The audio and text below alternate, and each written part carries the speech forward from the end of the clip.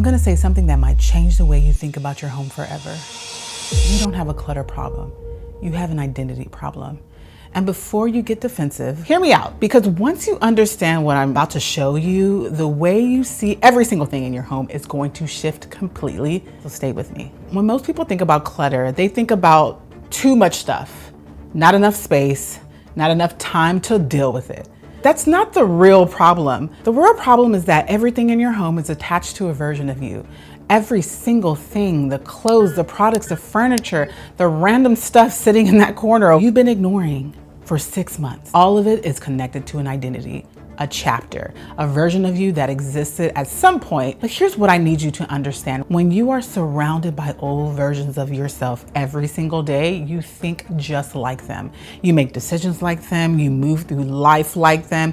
You are literally living inside a museum of who you used to be. And then you wonder why you feel stuck, why it's so hard to move forward, why you keep repeating the same patterns. It's because your environment keeps pulling you back every single day without you even realizing it. I want you to think about a room in your home that hasn't really changed in a year. Maybe it's a bedroom, maybe it's a spare room, maybe it's your closet. Look at it honestly. When did you last actually update it? Not clean it, update it. Change something intentionally because it no longer fits who you are. For a lot of people, that answer is years ago. Some people have rooms that look exactly the same as they did about 5, 7, 10 years ago. The same furniture, the same layout, same stuff on the walls. And that room is not just a room, that room is evidence. It is physical proof that a part of you has not moved. That is a part of you that is still living in the version of your life, even though the rest of you has tried to move past it. Your home should always evolve as you evolve. It should reflect who you are right now, your current taste, your current life, your current values. When it doesn't, you are living in a space that is constantly whispering to you, this is who you are. This is where you belong. This is as far as you go. And you wonder why moving forward feels so heavy. This is not just happening consciously, it is happening in your subconscious. You can walk past that pile every day consciously, think nothing of it. Your subconscious mind, it is registering everything. Every object, every reminder, every piece of your past that's still sitting in your present. And your subconscious is running patterns of it, old patterns, old beliefs, old identities that you think you've moved past, but haven't actually cleared out. This is why you can want change so badly and still feel like you can't get there. Your conscious mind is ready. Your subconscious mind is still living in 2018. The moment you remove those objects, physically remove them from your space, you start to erase those subconscious triggers. You stop feeding the old pattern. And new things start to come in. New thoughts, new habits, new ways of seeing yourself. You cannot think your way into a new identity while you're still surrounded by the old one. The environment has to change first. I know what some of you are thinking right now, but Judy, this stuff has sentimental value. This is nostalgic. I hear you, and I want to be honest with you about nostalgia.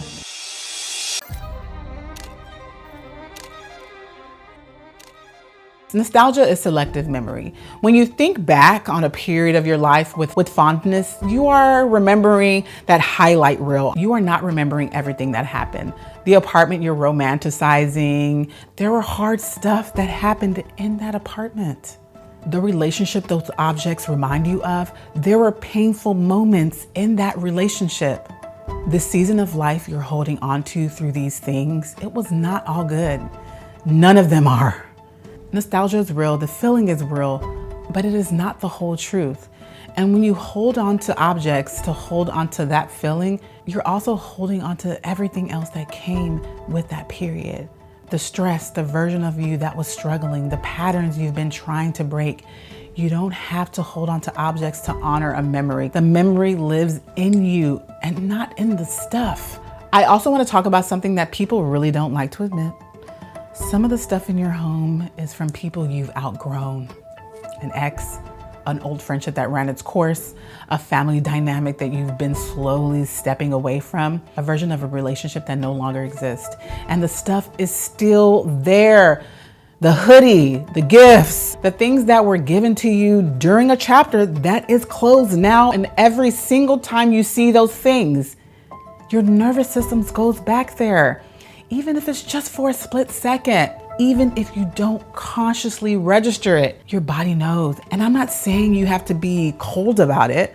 Letting go of objects that are tied to people, especially people you loved or still love, is genuinely hard. I understand that, but I want you to ask yourself honestly, is keeping this thing helping you heal or helping you move forward? Or is it keeping you attached to something that no longer serves you? Because there is a difference between honoring a relationship and being held hostage by it through objects. You are allowed to release things from relationships that are over. You are allowed to release things from people you've outgrown. That is not disrespectful. That is choosing yourself. That is you deciding that your space and your identity belongs to who you are today and not who you were in that relationship. So let me make this really practical because I don't want this to stay theoretical. Your grandmother gave you a blanket. You don't like the blanket. You have never used said blanket. It doesn't match anything in your home.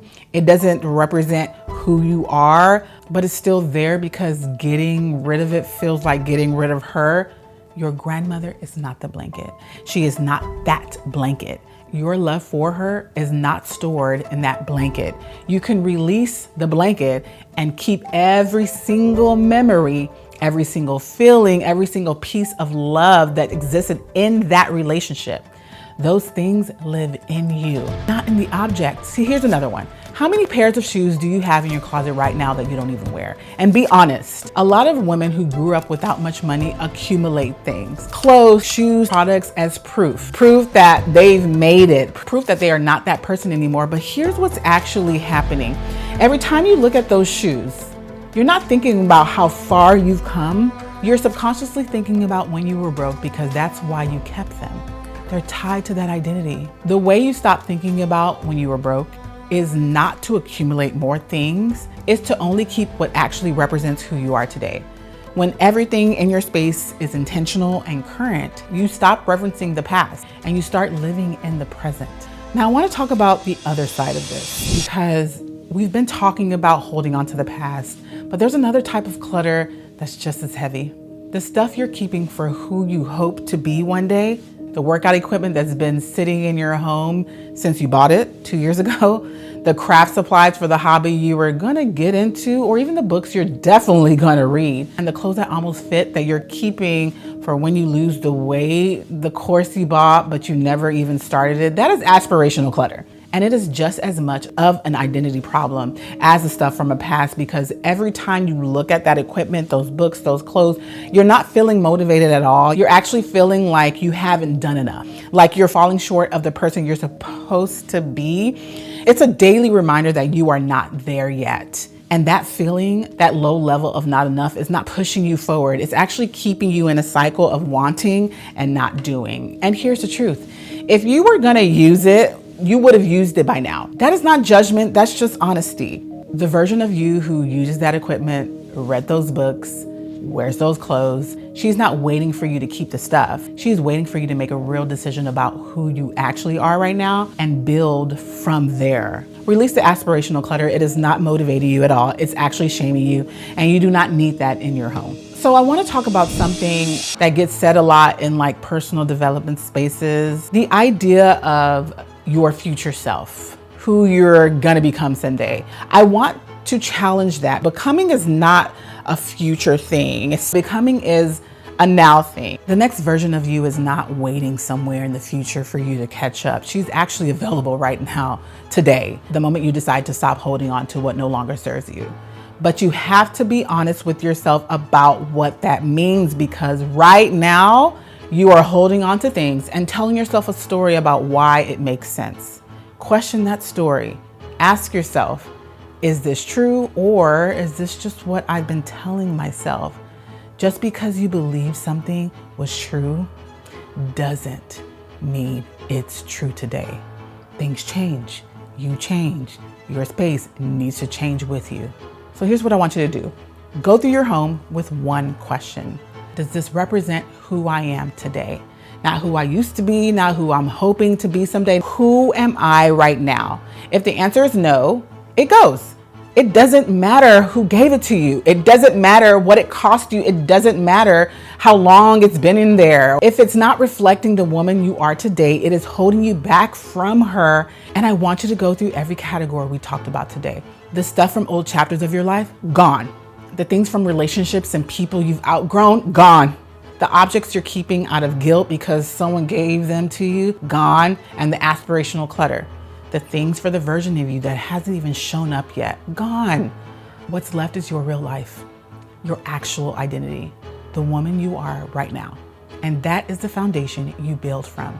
If you want to do this work with me directly, I do have a Patreon where I do real unfiltered space breakdowns. You send me a video of your actual space, not a cleaned up version, the real thing, and I will tell you exactly what I see and what it's costing you. No sugarcoating. I also do 30-minute virtual consultations where we go through your space together in real time, and I give you the honest version of this conversation applied to your specific space. If you're ready for that, link in the description.